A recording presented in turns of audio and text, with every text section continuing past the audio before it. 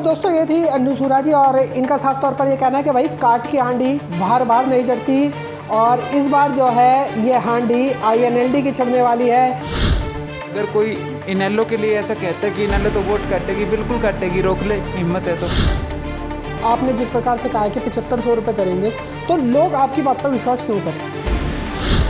अन्नू जी मेरे को ये बताइए, आप तो मोदी जी पर ले गए, तो आपको हरियाणा के अंदर BSP कितनी मजबूत दिखाई दे रही है आपको या पूरी INLD पार्टी को जिसके साथ जो है आप लोगों ने जो समर्थन किया है, कितनी मजबूत दिखाई दे रही है BSP?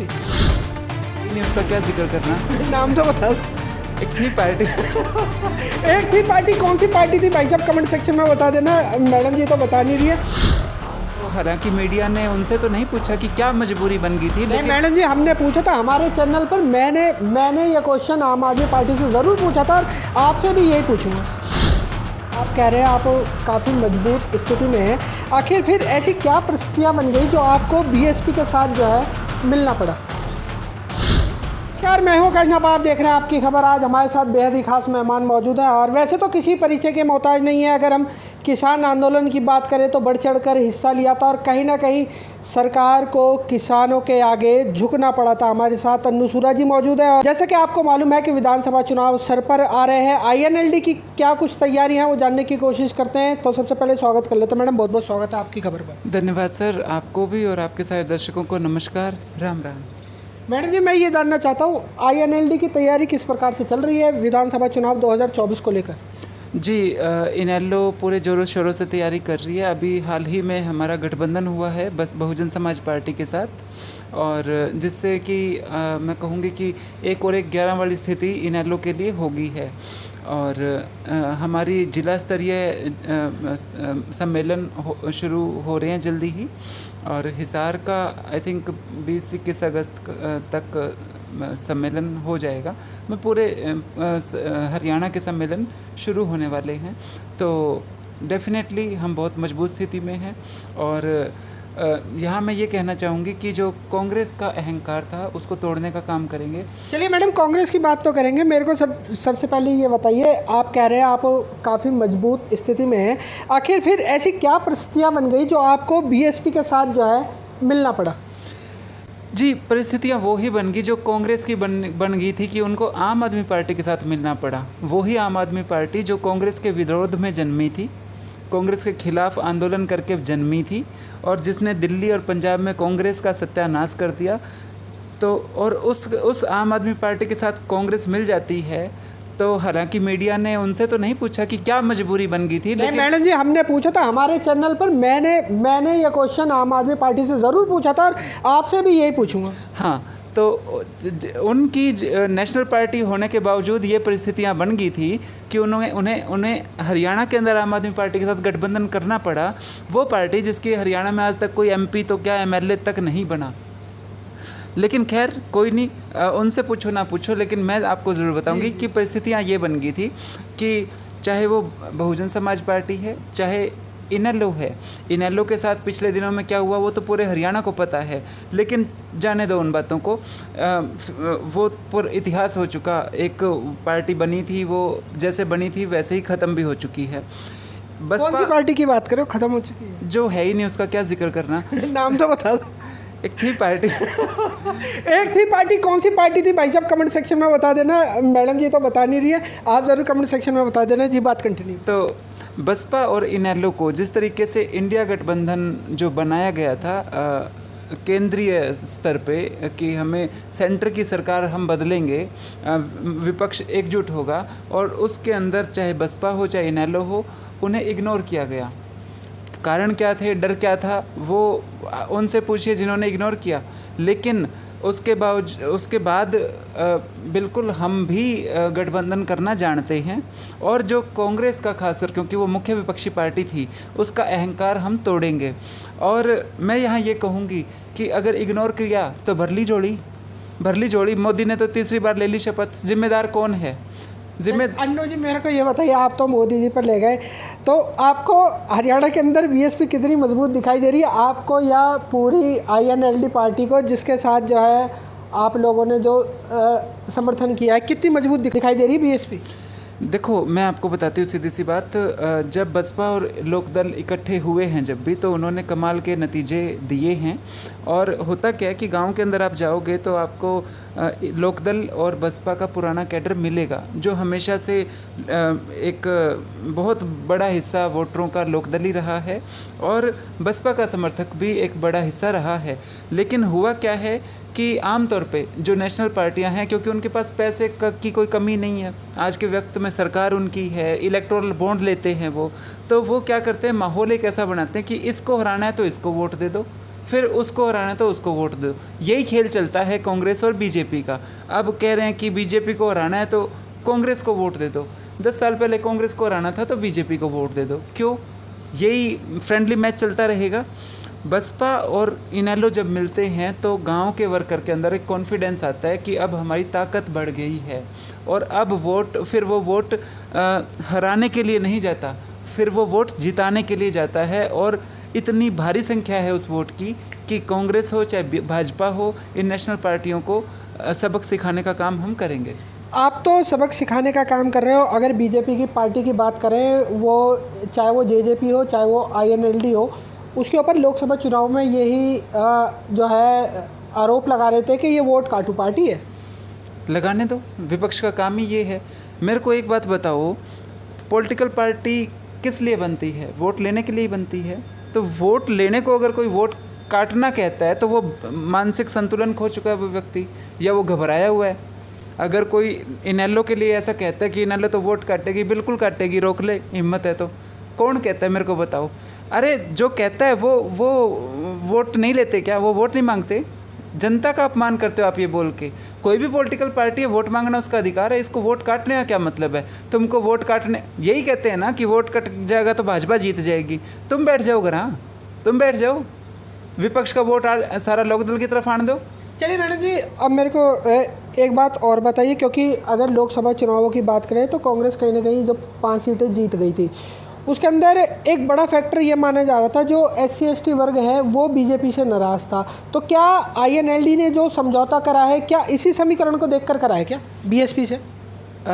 देखो, समझौते के कारण कई हैं, लेकिन हाँ बिल्कुल ये है कि कांग्रेस पार्टी जो है उसने तो एक तरीके से ये समझ लिया था कि भाजपा से लोग तंग होंगे तो इनके पास और रास्ता ही क्या है। मतलब हम चाहे कुछ करें ना करें, किसी को महत्व दें ना दें, इनको आना ही पड़ेगा। भाजपा से नाराज़ होंगे तो जाएंगे कहाँ? यही तो खेल है ना नेशनल पार्टियों का। तो हमने विकल्प दिया है कि जहाँ इज्जत होगी लोग वहाँ जाएंगे, चाहे वो किसान है, चाहे वो SC/ST वर्ग है, चाहे वो कर्मचारी हैं, चाहे वो व्यापारी हैं। अब किसान किसान चिल्लाते हैं ये लोग कि किसानों के साथ भाजपा ने बुरा कर दिया। तुमने क्या भला कर दिया? ये क्यों नहीं बताते? बताने को कुछ है ही नहीं। काले कानून लिखे कांग्रेस ने थे। कोई पत्रकार पूछता है, हुड्डा साहब या शैलजा जी या कोई भी कांग्रेसी नेता है, माइक लगा के किसी ने ये पूछा है कि ये जो काले कानून भाजपा ने लागू किए थे, ये ड्राफ्ट किसके राज में हुए थे? किसी ने दीपेंद्र से ये पूछा माइक लगा के कि जो आप कह रहे हो कि किसानों के खिलाफ कानून ले आई भाजपा, ये कानून जब ड्राफ्ट हुए थे, आप राज्यसभा में कह रहे थे कि ये कानून लागू हो जाएंगे तो 2-2 फुट के आलू उगेंगे। वो वीडियो पड़ी है यूट्यूब पे, लेकिन ना तो कोई पूछने वाला है ना कोई जवाब देने वाला है। सब पैसे का खेल हो रहा है। दोनों पार्टियां, चाहे बीजेपी है चाहे कांग्रेस है, इलेक्टोरल बॉन्ड एक ही कंपनी से लेती हैं।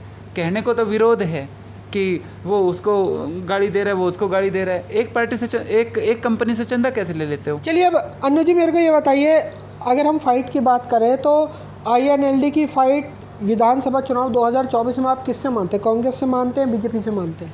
दोनों से मानती हूँ। देखो, मैं बिल्कुल अपनी पार्टी के लिए कॉन्फिडेंट हूँ, लेकिन मैं ना तो किसी का असम्मान करती और ना मैं कभी किसी को कमज़ोर समझती। सबका अपना अपना महत्व होता है। भाजपा है, फिलहाल 2 बार उसकी सरकार रही है तो उसका भी कुछ वोटर है, और कांग्रेस भी पहले सत्ता में रही है, नेशनल पार्टी है तो उसका भी वोटर है। तो हमारी फाइट तो दोनों के साथ है और दोनों को आईना दिखाने का काम हम करेंगे। चलिए, ये तो आपने कहा है कि हम दोनों पार्टियों को आईना दिखाने की बात करेंगे। अब आपके मैनिफेस्टो को लेकर कुछ बात कर लेते हैं, क्योंकि कुछ पोस्टर मैं देख रहा हूँ आईएनएलडी के, उसके ऊपर लिखा है हम बुज़ुर्गों को जो पेंशन है वो 7500 रुपये करेंगे। ऐसी एक पार्टी जो पिछले विधानसभा चुनाव में लड़ी थी, उसने बुज़ुर्गों को सपने दिखाए थे, उसको लेकर क्या कहोगे? और अगर आपकी सरकार बनती है, आप कैसे आश्वासन देंगे कि आपने जिस प्रकार से कहा है कि 7500 रुपये करेंगे, तो लोग आपकी बात पर विश्वास क्यों करें? बिल्कुल सही कहा आपने। ये बहुत महत्वपूर्ण सवाल है कि विश्वास क्यों करें।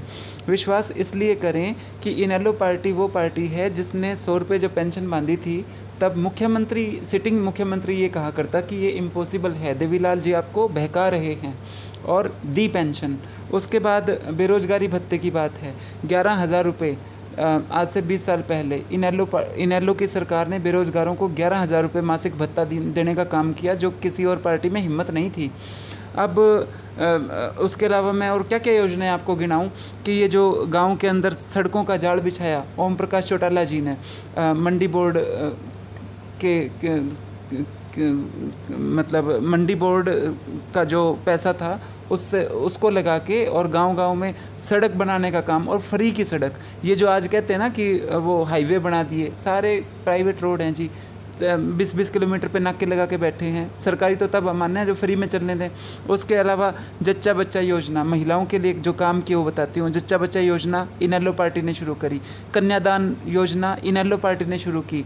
आज जिसको मनरेगा कहा जाता है, देवीलाल जी ने सबसे पहले शुरू करी थी। काम के बदले अनाज, गरीबों के लिए जो साधन होते थे, ट्रैक्टर को टैक्स फ्री करना, साइकिल को टोकन मुक्त करना, रेडियो, छोटे छोटे बेसिक काम जो जनता को डायरेक्ट फ़ायदा पहुंचाते थे। अब ये आजकल वाले मार्केटिंग वाले जो पार्टियां हैं, ये कहती हैं हम 400 यूनिट बिजली फ्री दे देंगे, 200 यूनिट फ्री दे देंगे। हमारे राज्य के अंदर जितनी सस्ती बिजली किसानों को दी गई इनेलो के राज में ट्यूबवेल कनेक्शनों में, वो आज तक का रिकॉर्ड है, कोई नहीं दे पाया है। बोलने से नहीं होता, करके दिखाना पड़ता है। गांव वाले याद करते हैं कि राज तो इनेलो का हुआ करता। तो फिलहाल अब मेरे को ये बताइए, क्या जनता इस बार विधानसभा चुनावों में अपना जो भविष्य है वो INLD के हाथों में सौंपने जा रही है? बिल्कुल बिल्कुल। जो जनता है वो, मैं असल में बताऊं, जनता की गलती नहीं थी, हालात ऐसे बना दिए गए थे और ये पूरे प्लानिंग के तहत किया गया था। जो सत्ता में पार्टी थी उन्हें ये था कि सब जानते हैं कि आवाज़ आने लगी थी कि इस बार तो इनेलो राज बनाएगी, और सत्ता में बैठी पार्टी ने पूरे प्लान के तहत पार्टी को तोड़ा कि अगर पार्टी टूटेगी नहीं तो इनेलो का राज बनेगा। बन रहा था पिछली बार, तो पार्टी को तोड़ा गया। लेकिन कोई बात नहीं, काट की हांडी बार बार नहीं चढ़ती। लोगों ने देख लिया, नतीजे भी देख लिए कि पार्टी को तोड़ के जो लोग अलग रास्ते पे चले थे, वो रास्ता कहाँ जाके अंत हुआ और कैसा उसका कैसे दुर्गति उसकी हुई। तो अब जो लोकदल का वोटर था उसे समझ में आ चुका है कि दुष्यंत ने गलती की थी, तो सजा दुष्यंत को दो ना, इनेलो की क्या गलती थी। तो क्या आप ये मानते हैं कि भविष्य INLD के हाथ में जाने वाला है? बिल्कुल जाने वाला है। भविष्य इनेलो के का ही है। और जब मुश्किल टाइम था, आज से जब किसान आंदोलन से के दौरान की बात मेरे को याद आती है, कई पत्रकार पूछते थे कि क्योंकि जो टुकड़ा टूट के गया था वो तो बहुत नेगेटिव बोलते थे हमारे बारे में, और पत्रकार फिर हमसे पूछते थे कि ऐसा कहा जा रहा है इनेलो के बारे में, तो वैसा कहा जा रहा है। मैं कहा जी, देवीलाल जी की पार्टी है, देवीलाल का ही बनाया हुआ हरियाणा है, और हरियाणा ने देवीलाल जी को 85 सीटें दी हुई हैं। मतलब हम गांव में जाते हैं तो लगभग हमें हर बैठक ये कहती है, हर चाहे 36 बिरादरी के लोग और हर गली का हर घर ये कहता है कि पुराने तो हम भी चौटाले के ही थे, देवीलाल के ही थे, लेकिन ये परिस्थितियाँ ऐसी होगी, तो हमसे कोई दूर नहीं है हरियाणा। हाँ, ये बात ठीक है कि आज के ज़माने की राजनीति करनी पड़ेगी, और वो करेंगे, वो बिल्कुल करेंगे। राज बने 20 साल हो गए, अब की बार राज बनेगा तो वो नए ज़माने का बनेगा। बिल्कुल। चलिए, बहुत बहुत धन्यवाद। धन्यवाद। सो दोस्तों, ये थी अन्नू सूरा जी, और इनका साफ तौर पर ये कहना है कि भाई काट की हांडी बार बार नहीं चढ़ती, और इस बार जो है ये हांडी INLD की चढ़ने वाली है। आपका क्या कहना है कमेंट सेक्शन में मुझे आकाश नापा को ज़रूर बता देना। और एक बात और, मैडम जी जो है बरवाला से तैयारी कर रही है। अगला जो इंटरव्यू रहेगा वो बरवाला को लेकर रहेगा, क्योंकि बरवाला के अंदर लगातार मैडम सक्रिय है। और बरवाला के लिए एक बात जो है वो कही जाती है कि भाई साहब पैराशूट से जो है वहाँ पे नेता उतार दिए जाते हैं। लेकिन हमारी जो मैडम है वो स्थानीय है। अब अगला जो इंटरव्यू रहेगा वो और भी मज़ेदार रहेगा, तो वीडियो को लाइक कीजिएगा, वीडियो को शेयर कीजिएगा। इन्हीं तस्वीरों के साथ मैं कहना पर लेता हूँ इजाज़त। बहुत जल्द मिलूंगा शहर की दूसरी किसी गतिविधि के साथ। जब तक के लिए सभी दर्शकों का आपकी खबर से जुड़ने के लिए बहुत बहुत धन्यवाद।